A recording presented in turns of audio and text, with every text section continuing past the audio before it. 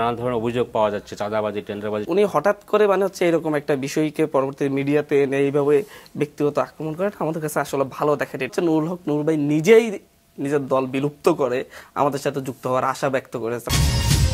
নানা ধরনের অভিযোগ পাওয়া যাচ্ছে, চাঁদাবাজি, টেন্ডারবাজির সঙ্গে কেউ কেউ ইনভলভ, জড়িয়ে পড়েছেন। আসলে নূর ভাই আমাদের বড় ভাই, অনেক কথা বলতে চাচ্ছি না। উনি তো পলিটিক্স করেন, তো রাজনীতিটা কি সচিবালয় আর ফার্স্ট হোটেলে কি না, সেটা একটু ওনাকে জিজ্ঞাসা করা দরকার। আসলে এর বাইরেও পলিটিক্স আছে বাংলাদেশে।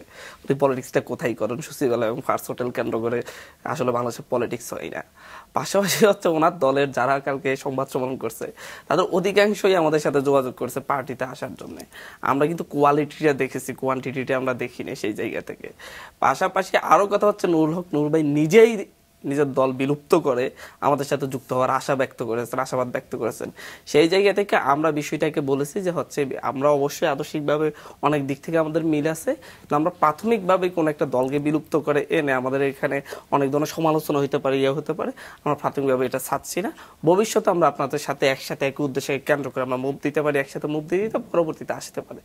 কিন্তু উনি হঠাৎ করে হচ্ছে এরকম একটা বিষয়কে পরবর্তী মিডিয়াতে এনে এইভাবে ব্যক্তিগত আক্রমণ করাটা আমাদের কাছে আসলে ভালো দেখেন। এটা রাজনৈতিক শিষ্টাচারের মধ্যে আমাদের পড়ছে বলে আমাদের কাছে মনে হয় নাই।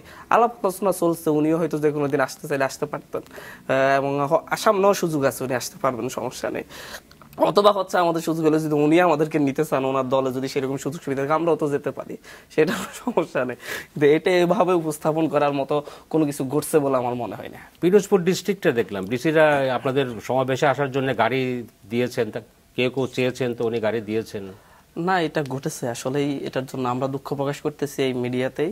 আমরা আসলে এটাকে খুব কঠিনভাবে হ্যান্ডেল করেছি, কেউ যেন কোনোভাবেই কোনো রাষ্ট্রীয় সুযোগ সুবিধাকে কাজে লাগাতে না পারে। যদিও সেখানকার ডিসি যেই বিষয়টা বলেছেন যে হচ্ছে আহতদের একটা অংশ গিয়ে ওনাকে চাপ প্রয়োগ করে ওনার থেকে ইয়ে নিয়েছেন। আসলে আহতদের অনেকগুলো আন্দোলন আপনারাও দেখেন, ইয়ে দেখেন। পাশাপাশি হচ্ছে ওখানে কিন্তু হচ্ছে গভর্নমেন্টের পক্ষ থেকে কোনো ধরনের ইয়ে দেয় না। গভর্নমেন্ট সুপারিশ করছে নাকি উনি ডিসি হিসাবে যে হচ্ছে কয়েকটা বাস দেওয়ার জন্য আহতদেরকে যাতায়াতের জন্য। তারপরে এটা অনুচিত হয়েছে, অসুন্দর হয়েছে।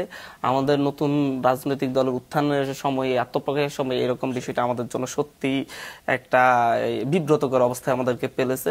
আমরা জাতির কাছে এটা নিয়ে দুঃখ প্রকাশ করছি। আসলে হচ্ছে এরকম যারা করেছে আমরা তাদেরকে কারণ দর্শানোর নোটিশ দিব।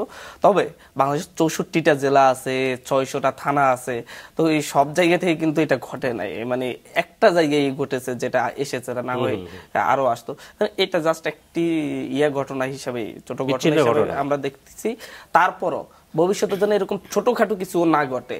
আসলেই হচ্ছে আমরা এই জায়গা থেকে আমরা বিব্রতকর পরিস্থিতিতে আছি যে হচ্ছে এরকম কিছু আমরা আসলে মানুষের কাতার থেকে, জনতার কাতার থেকে মানুষের সাথেই মিশেই আমরা রাজনীতি করতে চাচ্ছি।